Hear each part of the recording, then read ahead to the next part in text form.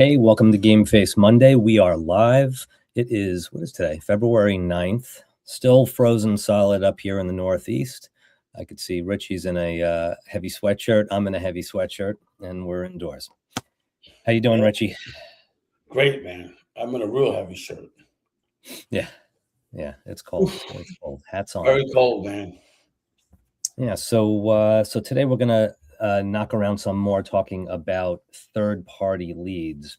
And the first place I wanted to start with you, we're gonna hear from our sponsor in just a little bit, but what is your take on what is normal? Third-party leads had a bad name for quite a while.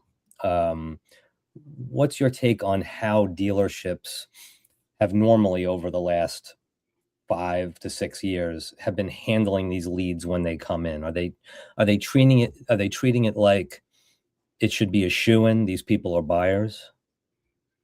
Well, there's a lot of different types of third-party leads, and that's what the people are talking about. There's third-party leads with no VIN, no inventory, no nothing. So they share that with five dealerships, right? Right. And they could. There's a law out there, Lee, that you should know about. If you're a lead gen, right, you can't really share it. If you're subscription based, you could. So this is Right. why all these websites went to subscription based model, right? So our leads are VIN specific. Our leads are the same type of leads as you get from the OEM with the VIN number. Okay. And your inventory. So there's third-party leads that are different. Like if you go back to history, it was something called trigger leads, bad credit. Everybody got those too. I mean, any dealership got those leads. So the third-party leads, that's the problem, that everybody just stereotypes what that's third party. Right. Without really knowing what the difference is between Shop Smart Autos and Cars.com, or Cars.com versus Cars Guru, or Auto Trader, or even True Car. So we're different too. We have the VIN specific leads, which means I'm only selling it to you. I can't literally sell that lead to somebody else. Right.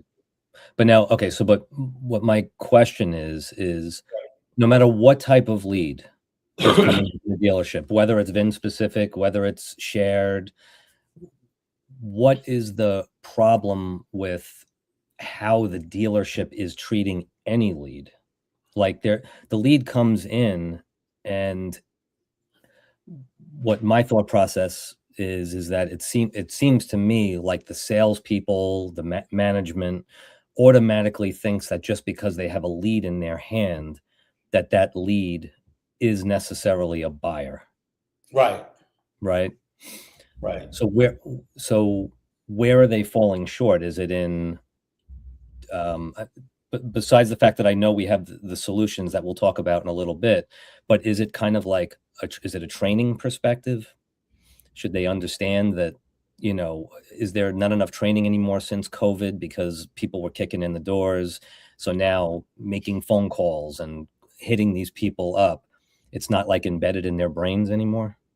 Well, a few things have happened that's made the salespeople weak. You have a lot of automation systems. You have a lot of AI systems.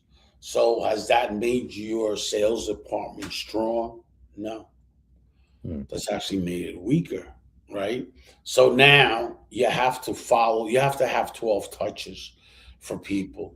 Let's face it, third-party leads are much more difficult than when you get somebody in your showroom. Right. Okay. So it's not more difficult than you getting that same lead on your website. It's all the same. The same way you get on your website as you get it into a marketplace. If that customer doesn't show up to the showroom, a dealer says, "What is this?" It's very difficult because in the dealer space, since it started, there were always showroom traffic. Showroom traffic has become non-existing because of this new type of marketing, which is digital marketing. It's just you need to make appointments. So now you have to learn how to sell an appointment. Right. It's a different type. It's a lot of reasons for it not working for a dealership. There's 12 touches. Right. You have to do 12 touches or Right. 14 touches. And here is the biggest problem that there is with this product, that if you're not used to you following it up like that, or you think in your mind as a sales guy, or you think in your mind as a BDC person, I don't like when somebody calls me 4 or 5 times and you're going by what you like, forget it. It's never going to convert. And then at the end of the month, when that dealership sits down with the managers and says, what happened to this platform and that platform? Okay, forget it. We got to cancel it. But really, the lead generation is one thing, and now you working it is the other thing, because we work very hard generating the leads. And if you don't work as hard as we do to try to sell them, it's like, the first, I've listened to a lot of phone calls, the customer says, no, we're not interested. They right away says, this lead company gave us bullshit leads. How is that? I have their phone number, their email. I got 21 point checks, and the same thing with cars.com. They say, so how could that be? Yeah. Buyers are liars, and you know how you know they're lying? When they're opening their mouths. Right. So everybody goes, no, I didn't do that. So okay. Okay. So you got to keep touching them, Yeah. All right. And speaking of the right type of leads, I'm just going to break away from 1 minute to hear from our sponsor, Shop Smart Autos, on VIN-specific leads. And then we could talk more about it when we get back. Yeah. We continue to show dealerships across the country how to retain their customers. But now Shop Smart Autos wants to bring the new customers right to your showroom floor. The car they want? It's sitting on your lot, and Shop Smart Autos can bring you the VIN-specific leads that take them straight to your door. These aren't just leads. They're nurtured, targeted, and matched down to the exact vehicle. You'll sell more cars faster, and your team is going to thank you for it. Shop Smart Autos VIN-specific leads. Let SSA show them the way to your showroom floor. Okay, so there's a really important small segment there in that spot. And I don't know if the audience, sometimes it's got to be broken down into like an elementary level for people, because this is not what they do. This is what you do. So when Shop Smart says it's VIN specific, we totally get the fact that there's a lead, it's triggered, it hits a VIN, that VIN is on your showroom floor. It's not going to be shared because it's literally your car that you're buying a lead for. Mm-hmm. What exactly does it mean that you've already nurtured and continue to nurture that lead? What is that? What is that process, and where is that customer at by the time you get that lead? Okay, so could you repeat that question again? The nurturing, what exactly for, XYZ Motors wants to buy 50 VIN specific leads, right? And we tell them those leads are nurtured and they're continued to be nurtured. What exactly does that look like? What is the customer being hit with? And what kind of a mind frame is that putting them in by the time the dealership has that lead? Okay, so when the lead comes in and we got to nurture it for 60 days, is that what you're talking about? What does that look like? Yeah. Okay, so the first process is basically a chatbot, right? We do it with AI, conversational chatbot, and trying to feel out the customer. Okay. From there, we go into making dials. Depending on the feedback, if the customer says, do not disturb, we haven't had one yet. Stop, we haven't had one. So that means we can continue the marketing. That's the first step that you start, because that way, if the customer's getting annoyed. We're noticing that the respond level on the AI with the chat is much better only because, like Lee, you pay attention to text.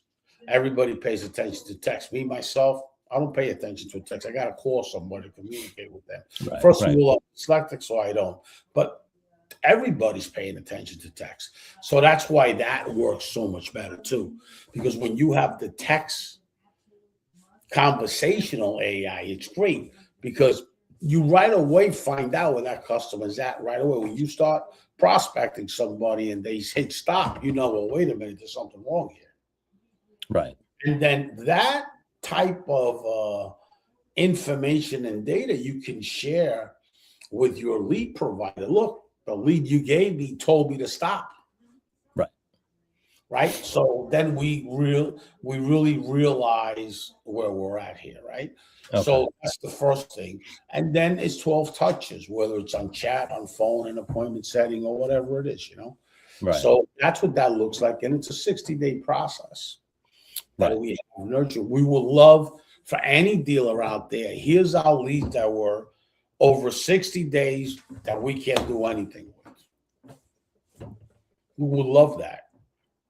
Okay, just to clarify, you're saying not even ShopSmart necessarily leads. Any leads that these dealerships have. Right. ShopSmart taking them on and starting to nurture those leads to see if there's any life in them. Right. Okay. Because we're willing to do that for anybody. People out there know I have a lot of strategic partners, and let me just call them strategic partners because I use their platforms. But apart from their platform, and that I have a Go High Level, it has everything everybody else has, and there's a lot of white labels, and there's a lot of stuff. Just let me just share something. We don't have everything. So we have strategic partners. What we do have is lead generation. We have a Google preferred directory. All right. Because we have everybody's inventory. So we have a directory. We have the banner. The banners that drives people to there. So we have a lot of different things, Right. We don't know about everything, but we do know the nurturing because our strategic partners tells us, and we see the analytics. So just to want to be clear that we don't own that part, but that's not a hard thing to own. Right. If we really wanted to, everybody has AI today. AI today is not like, we just invented a loaf of bread. You know what I mean? Right. Who doesn't have AI? I tell you something. If you don't have AI, you're really missing the point. Right. So it's not a big deal for somebody to identify that, this guy wrote this content on AI. This guy got this image on AI. Who cares? So does the whole world. Right. Yeah. And then, so now these leads. And I'm sorry I went off like that, but that's the nurturing program. You got to have to disclose because a lot of people out there, will say, well, that's not his product. It's out there that it's not my product, the nurturing program. Right. But we're nurturing for you, Mr. Dealer. You know what I mean? Yeah. Yeah. So now by the time that we're going to be nurturing for you, you can get one of our strategic partners. We just don't have one that does it. There's plenty of people out there that are willing to partner up. So, and that's what it is. I got to disclose that I don't just own everything. Yeah. Yeah. No, of course. I was never I was never the type of guy that did white labels. Yeah. Like ShopSmart's not a white label. It's my own code. It's in the depository, GIT hub. It's our own code. I was never big on white label. Right. White label doesn't really take a lot of job to do. Right. Right. So now when leads like this that are nurtured hit a dealership and it's honed into a vehicle and there's been communication back and forth and they're showing interest, are you seeing a difference in morale for the sales teams when they're getting these types of leads versus leads that might have been shared a bunch of times, leads that weren't nurtured in any way, shape, or form? It's like, how are the salespeople responding? And I'm so glad you brought that up. The morale is this. If you set appointments to that dealership and they go there, now the salespeople become very motivated. Now they become, wow, how did he do that? And why can't I do that? Right. right? Now it becomes a believer. The whole thing with morality is because salespeople call and call. Salespeople only really call 3 times. Your BDC only calls 3 times. Yeah. Yeah. 3 times. The first time, a confused mind's always going to say no. They're confused. They don't know what they're going to do. Second, they need to go over their finances, so they're going to say no with their wives or the other half, whoever it is. Right. Third, right? The third time, they're just not ready. They have all that information. They're just not ready. Right. Right? So now what happens? You're losing 85 to 90% of opportunity, Mr. Dealer, and your people are calling them 3 times. You know what's happening, Lee? They're setting them up for the next door. Right. That's what's really happening. Right. And then you got all these trainers that some of them are good, but some trainers that have been doing this BDC such a long time and they're out there and this, that, they're just going by old school stuff, not what the new school is doing. BDC is a great tool, but BDC today actually works the whole different. You got to integrate it with AI. Right. You know, if you don't integrate chat and communication, you have to be able to communicate in different platforms where your competitors are. So you're out there going over a video and just beating a dead horse of something that worked 5 years ago before COVID. That's good, though. But what worked yesterday is not going to work today. And definitely what's working today ain't going to work tomorrow. Definitely not. And we learned that at ShopSmart the hard way. Sure. Yeah. It wasn't a fun thing. Yeah, it could be a whole different type of lead a couple of years from now, right?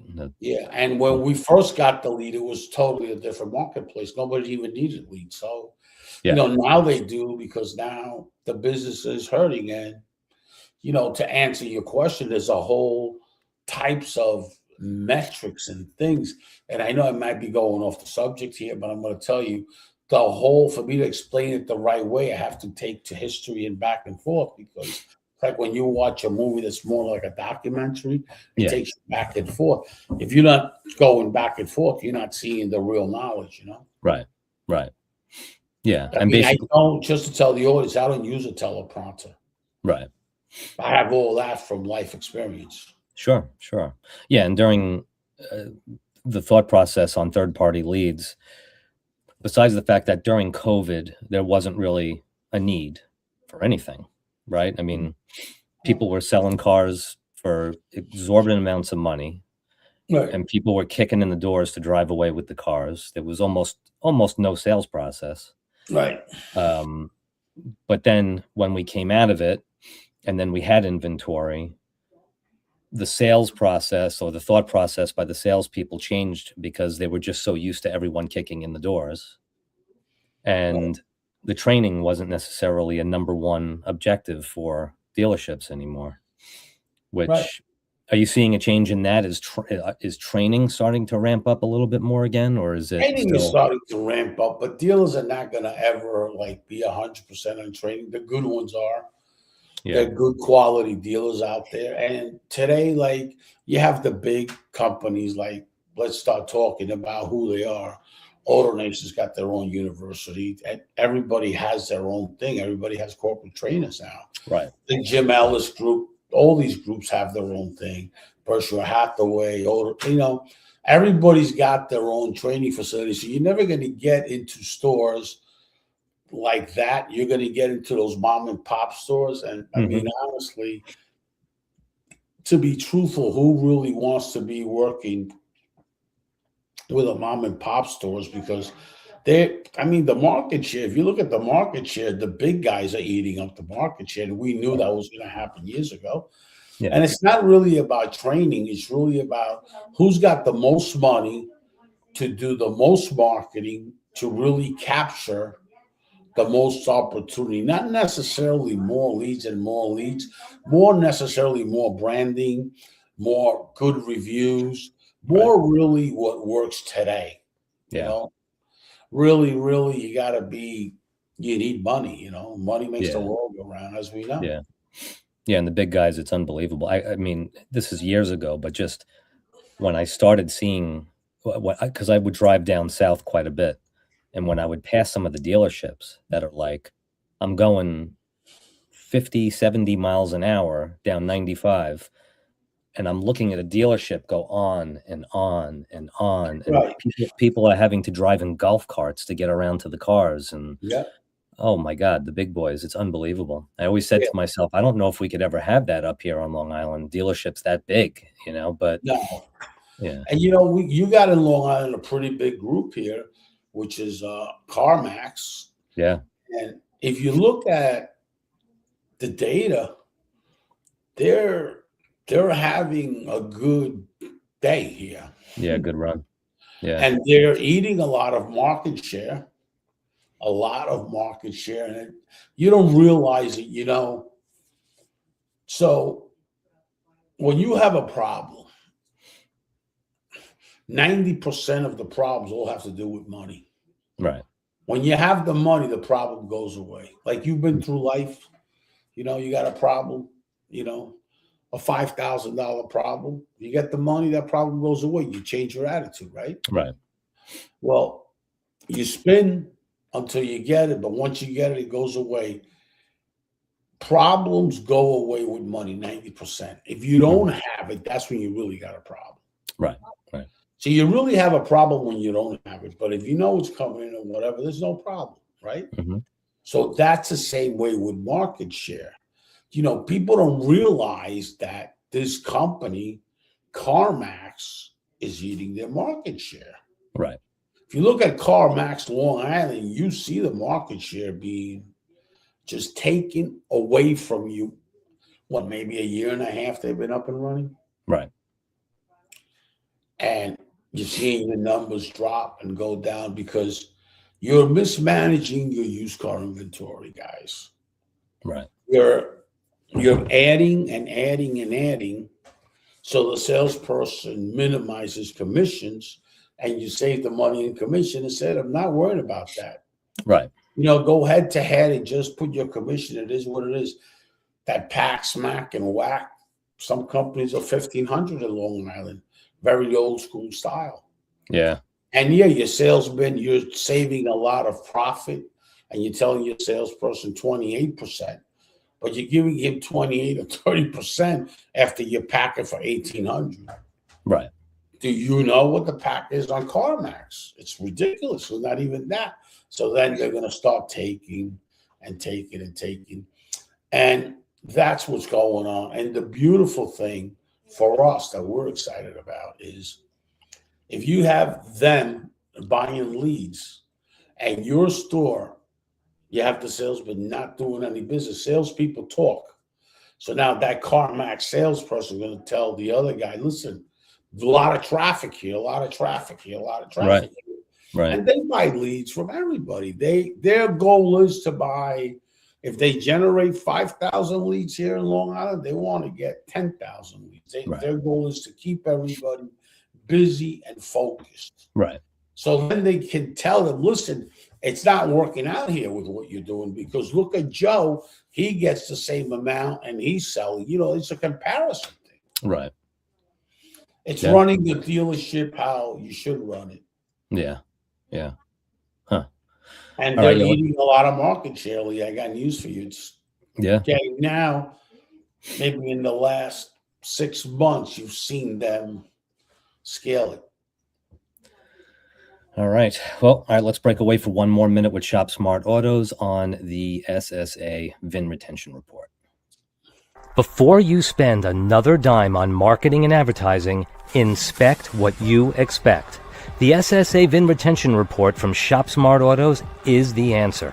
Do you know your retention status? You might be losing hundreds of customers a month, but what if you could keep just a few more?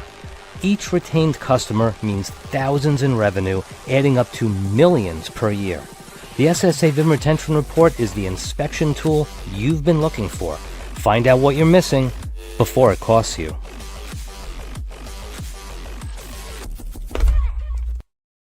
So still should be a focus as well, right? We're talking a lot about leads, proper types of leads, touching those leads, gaining new customers, but they should still be looking at their retention. Well, yes. The reason they should be looking at their retention is we start generating leads and see if their retention goes up. See if that type of marketing helps them retain customers. Right. Right? Because those same customers that they have, they're always in market. Mm-hmm. And then they get out of market and they go back into market, Yeah.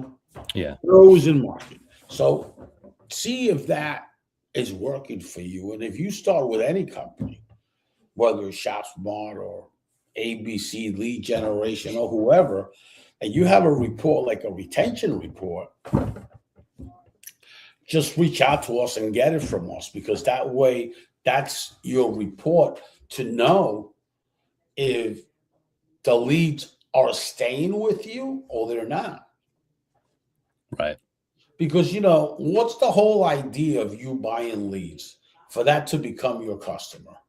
If you have a process that once you buy that lead, that customer becomes, and it is, you sell the car, they register the car, that customer is yours.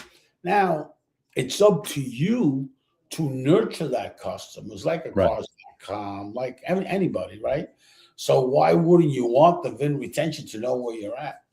Yeah, absolutely. Yeah, and we saw dealerships that were only retaining like 7% of their customers, right? They were like some horrendous. Well, Lee, I'm glad you brought that up, because I've been with this VIN retention for quite some time, and we can add a dealer on there and he can do the whole market, or he can do just his stores or whatever. We have it all set up like that. And real soon, we're going to make a really good statement and showing them the video that we've developed in the last year and 6 months, how we've developed that anybody can run it, right? Right. But the most important thing is, wow, Long Island itself has worse retention than Queens. Suffolk County is one of the worst areas on retention that I've ever seen. I got stores here at 6.5%. Wow. Can't say it really surprises me, but from my experiences with buying cars, I feel forgotten. So, I might get a recall postcard in the mail or something. And it's probably the wrong car that you get a recall on. That's the other thing. Sometimes it's for my ex-wife's car, and I've moved and I live in another. Yeah. Yeah. And that's what the VIN retention is too. The VIN retention cleans up your data and keeps it up currently. Right. And I can show anybody how to do that with the data that we have. All right. How you can clean up your own data. Right. And yet you're reaching out to the customer, because what is your perception when you get a postcard from a dealer that it's your ex-wife's car? Yeah. And and both of you guys don't even own that car no more, right? Okay. What is that perception? Yeah, it's terrible. It's not personal. They couldn't care less about me or understand me in any way, shape, or form. I know that there's tons of technology. I can't even have a conversation without my phone telling me my conversation, where to go buy it, how to go do it. So yeah, the dealerships, besides the fact that when I was buying my truck in 2017, they would show me the bed of the truck, and it would be filled with water or garbage, or the cars were dirty, and no one really, it just didn't feel like anyone cared. And then I moved on to a place that seemed better, cared.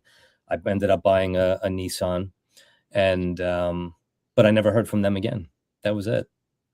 Hope you're enjoying your truck. Hope you're enjoying your truck, or come back for a free oil change, or 20% off service, or anything. I literally never heard another thing except I get recall. That's all I ever get. And yeah, sometimes it's on the wrong car. Yep. I was traveling, and in that travel, I was going in and out of dealerships, and I saw a dealership with a recall direct mail. Right. Right. And The customer comes in the showroom, and this is like in the holidays. The customer comes in the showroom and started complaining to the receptionist, like really pissed. I'm so tired of this. I haven't owned this car for the last 9 years. Right. Could you please get me off the list? And instead of that, hi Lee, how are you? We haven't seen you in our service department in quite some time. Please take the opportunity to use this coupon. It's only good until XYZ. Right. Right? That way you're telling the customer, we know you haven't been here on the right car. Right. So that's why direct mail has been a thing. Like, it's like not even working no more for service because of what it is, just recalls, which that's the OEM telling you, send out a direct mail piece to all the people you have in your database that are recall. And then you go to anything. You don't know when the customer went from here to there. You don't know anything. Right. You're not tracking that. Yeah. We are. And it's much easier to track it today. Years ago it was much harder to do that. Yeah. The reason that it was harder years ago is because you didn't have anything online or anything. So you had to go to Polk to get the registration data, and they would collect it for you. As a matter of fact, Reynolds had a major problem where they hired the Polk company to do that cleanup for them. Wow. Yeah. Yeah. Yeah. I'll tell you, there's definitely a disconnect out there, and it's, I'm driving my car right now.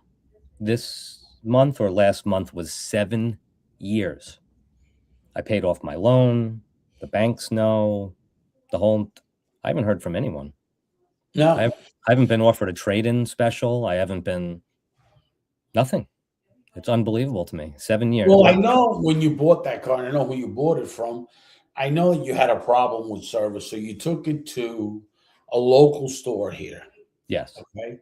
You had an AC problem. They fixed it, or back and forth, whatever. Yep. That same company, right? Once they generate an RO, you're in the system. Right. Okay. Yeah. That same company is having a hard time now in sales. Okay. Right. For the last couple of months, to spending more and more and more money. That same company has bought other stores and actually sold those stores because they're having such a hard time. All that is poor management under DMS. Yeah. There are companies out there that take your DMS as a social media platform and bring in those customers. Yeah. Yeah. Bring in customers like that. Once you generate one RO, that automatically goes to your DMS. Right. Right. First of all, to check for warranty, to check for recalls, and the list goes on. Yeah. So I don't understand that. Not even my inspection. I know where you bought it, which was a pre-owned dealership. They don't have a service department, so you're not going to get followed up with them. But you went into a new car store to do service, and you always did your service there. Yeah. So you're in that database. Yeah. The world must know about my oil changes. The world must know about when I get my inspections. The whole world must know all these things I'm doing with my car. No one, not even the big W, the big retail giant. Nothing. They never say, "Hey, your inspection, your oil is due, and your tire rotation," or nothing. I literally have to always remember on my own, and then I just decide where I'm going to go, whatever's easiest for me, or whatever's cheapest. But if someone would reach out and say, "Hey, your inspection's up again. Why don't you come in for half off an oil change?" And then they can bang me up the head for wherever they want to try to bang me up the head for. But no, it's not happening. I don't know. It's unbelievable to me. Maybe I'm just off the grid or something. I don't know. But And not that I'm looking to get an investor in ShopSmart, but I talk to a lot of hedge fund people and all that because one of my partners that's what he does, right? Yeah. And I was having a conversation the other day, and they told me they're investors, JP Morgan, from I think it's from the UK, and the one from the States. And they were saying about this platform that we have everybody's information, all the VIN retention and all that. You know what they were saying? If MSN, Yahoo, and Google would have this, everybody would be using it. Right. Right? We have so much big data wrapped around Shop Smart Autos that if you need to develop anything like whatever that has to do with inventory, we can provide you that data. Right. We have it. Yeah. Right? Yeah. And we have the most important thing, we have the behavior data of actually in one zip code why these customers are changing from this brand to the other brand and what's going on. Yeah. So Yeah. we have all kinds of analytical data. That's what it is. Analytical data not so much makes you any kind of money, but you're able to do strategy. So they said, wow, this is an unbelievable thing. Yeah. This is like the most craziest thing. And we don't have one dealership that uses that. We don't have one vendor in the automotive space that use that. But we do have investors that use that. Right. We do have funding companies that use that. Right. That are watching you. So when you have an acquisition with a dealership, they're making some sort of decision and know where there's the problem or there's not. Yeah. I really don't understand that. Yeah. And it's mind-blowing to me. I mean, the first time I picked apart the VIN retention report and really, I actually created a video on it and really dug into it. And once I wrapped my brain around it and I started looking at like, you know, just an example, like if it was like a dealership selling Hondas and you could see that for some reason they were their retention was low, but they were retaining all their Accords and they were retaining all their CRVs. But for some reason they were losing like 90% of their Civics. How could a dealership not want to know that and not want to target those people to get them back through service and do a preemptive strike knowing, okay, we've been losing all our Civics for like a couple of years. We've got a ton more Civics we just sold in the last 2-3 years. Let's hit those people and make sure we get them back in before we lose them. Like every single dealership should at least be running a report. Like I just can't even imagine why they wouldn't. It's such a powerful tool. But that's okay because dealers don't have to get it. We sell it to other people, and right. You know, dealers don't have to get it. They will soon, though. Yeah, yeah. You know.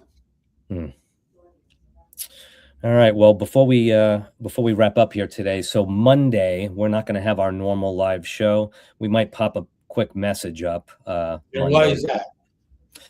We have our live event on third-party leads that's going to hit on Wednesday live, and not going to give away too much here, but it's about somewhere between a 25 and 35 minute live event.